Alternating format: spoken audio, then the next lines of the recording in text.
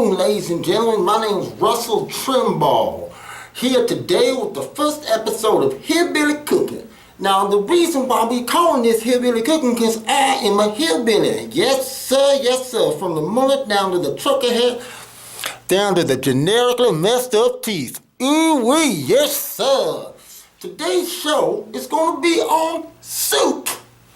Now, when I was growing up, my pappy taught me how to cook. We never went to no Safeway. We never went to no Albertsons. We never went to no Fry's or any supermarket. Hell, we didn't even go to Walmart. We made our fishing poles out of birchwood sticks. So my daddy done taught me because I'm poor most of the time. So what I like to do is come up with my own snacks, my own entrees. You can find more food out in your community. I'm not talking about food banks. I ain't talking about no shelter food. I'm talking about dumpsters. I'm talking about roadkill on the side of the road. Just the other day, I found 2 dead cats and a squirrel.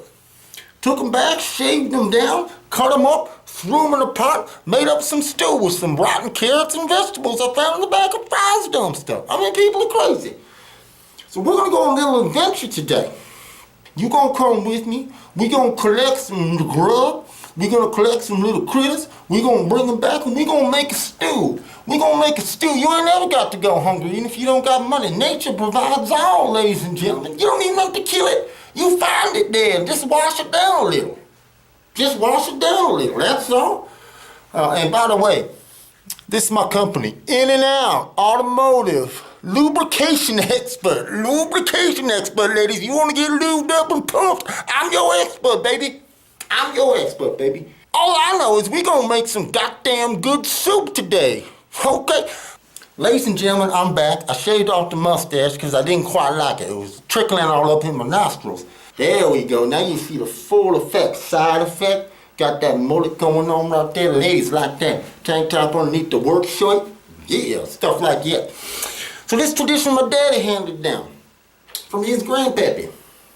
And that tradition is this.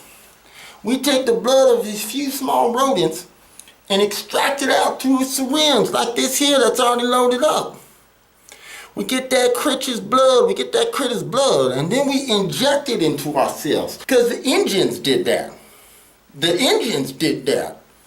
They believed that when they drank the blood of some animals, they became one with that animal and took on some of that animal's aspects. So that's why the tradition is shooting that blood into your system, so when you get out there and do some hunting for some critters and some food, you can sense them. Today we're going to be injecting mouse blood mixed with a little bit of cockroach parts. Ooh, we're looking for mice and cockroaches because we make a homemade stew that's been passed down for generations in my family. Cockroach mouse stew. Cockroach mouse stew. Now, if we find a cat or a dog or a squirrel or a possum or something else on the side of the road, we can bring that back, freeze it, and save that for later. So we get it all. Back to this though. 5 milliliters. 5 milliliters of rat blood mixed with cockroach parts. This will enable us to sniff out where these motherfuckers are hiding and get the ingredients back as quick as possible. Okay. There it is. There it is. There's the mouse vein. And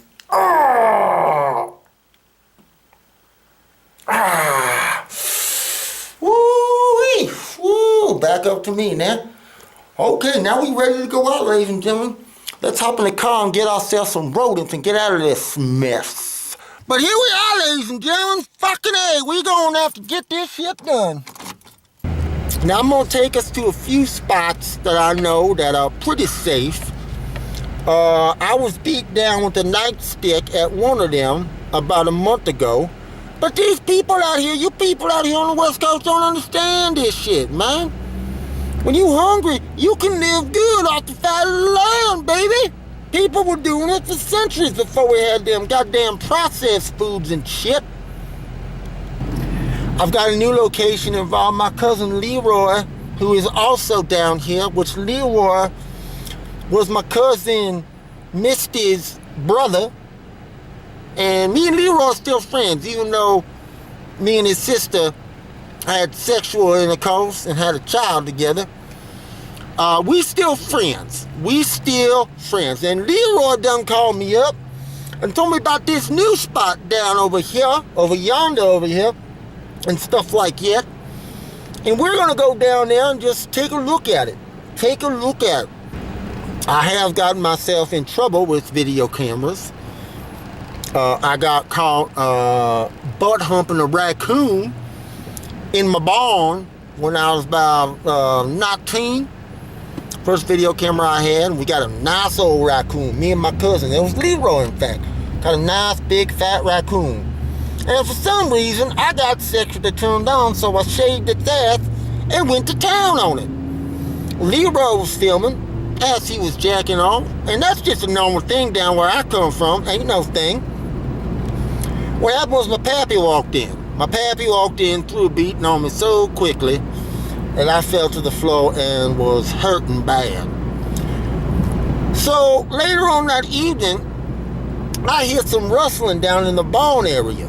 So I go down there, and Daddy's butt humping the raccoon, but he's going at it so goddamn hard, the raccoon is dead, but he's still going at it. So I grabbed a shovel, hit him over the head, and took the raccoon and buried it in the backyard.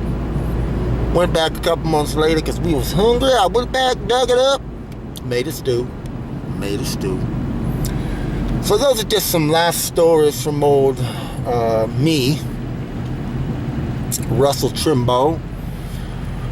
Well, where the fuck is this place, man? I'm gonna go ahead and turn you guys off till we get to this location, okay? So we'll be back. Hey, Russell Trimball back, ladies and gentlemen. It took me a little while to find this goddamn place, but oh, excuse me. But it did. My cousin Leroy done hit the jackpot. This here, I thought this was gonna be a couple of dumpsters, but this here is an abandoned parking garage area and movie theater. Now, a lot of these abandoned places, you're going to find a lot of mice. You're going to find a lot of rodent critters. You're going to find them down here. Because they like to hide in them cracks and crevices and shit. So let's get on out of the car and see what we can find. Let's go rustle around. Now, we're looking for mice and we're looking for cockroaches. Which I think we'll be able to hit the jackpot right here. We don't have to go no place else. Ooh-wee, ladies and gentlemen. Russell Trimball back. We're out of the car now. And we got to be careful right now, because there was a security van that just drove out of here. Now, my cousin Leroy told me this goddamn place was abandoned, but that's all a security van. So this really is an abandoned parking lot, like my cousin Leroy said.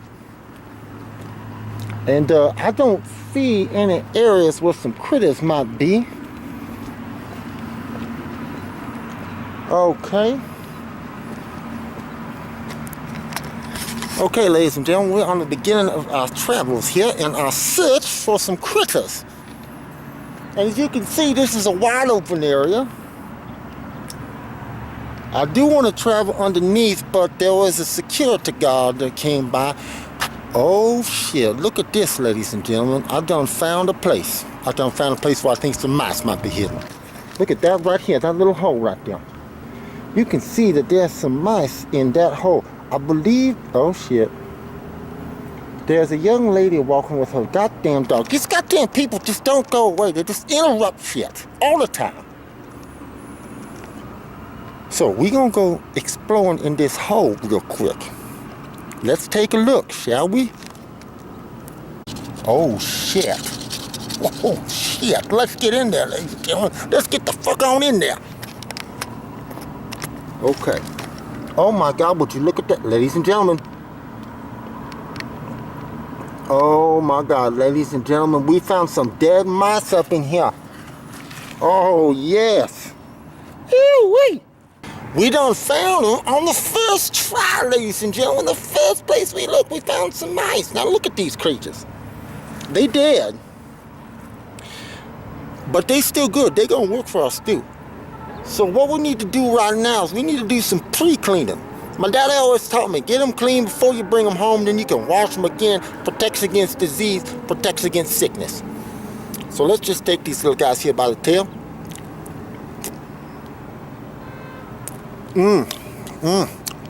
That tastes good, that tastes, man.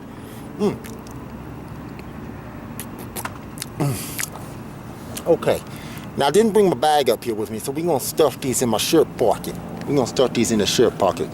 Get those guys, they are washed up with saliva. Saliva is one of the most cleanest things. A dog's mouth is the cleanest mouth you can find. Did you know that, people? A dog's mouth and its saliva is very clean. That's why when you French kiss a dog, you ain't got to worry about getting no diseases. I had some mighty fine dogs in my time. Mighty fine dogs. Good kisses too. Pop you a boner right away.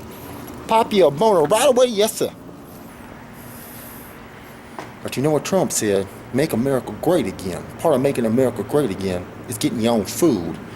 But Donald Trump is going to do that for America. He wants to build a wall. What I think we should do is build a whole dome over America. That way no one can get in. Have like a little door on each point or the accesses of the equator. And people can come and just knock on it. You know, problem solved. But I have some southern sneaky ways. Once again, here's the mice, ladies and gentlemen. Clean, pre-cleaned, and motherfucking ready to go when we get home. Yes, indeed. So let's just put these back in the old shirt pocket. And let's start the car up and go find some cockroaches. Never give up. Be back. Well, ladies and gentlemen, Russell Trimball back here with you on episode 1 of Hillbilly Cooking. Just got off the road with our mice. It was getting a little dark and I didn't bring a flashlight, so we couldn't get up on some cockroaches out in some places. But you know what? I often leave shit out to attract cockroaches for this very purpose. And now, when I just got home, I heard some scuttling about my bathroom.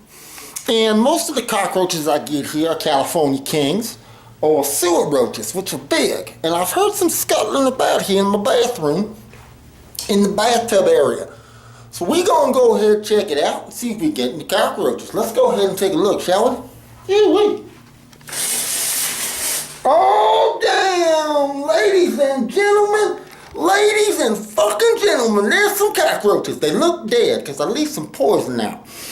Because I don't like to catch them live because they kind of freak me out, so they're dead. Now, some people say, well, yes, Russell, but then they have the poison in them. But I'm going to tell you what, the poison gives a nice little flavor when you cook it up, so you can really taste it, and it don't hurt you that bad. I've only had to go get my stomach pumped a couple of times because of that, but it wasn't no big deal. It was worth it.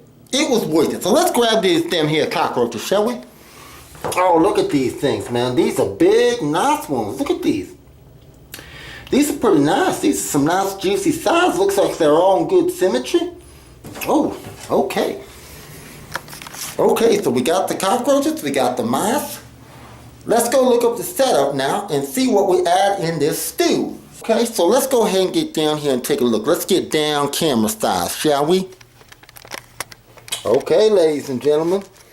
Here you are, the basic ingredients of Russell Trimball's mice roach stew. Mice roach stew. So we got the basic ingredients here. We got your ramen. I like to use chicken flavor. You can use whatever flavor you want. 2 packets. We got 2 mice. You can use up to 4 or even 5 if you want. I like 2. And because we got 4 cockroaches right here. So now what we're going to do is go ahead.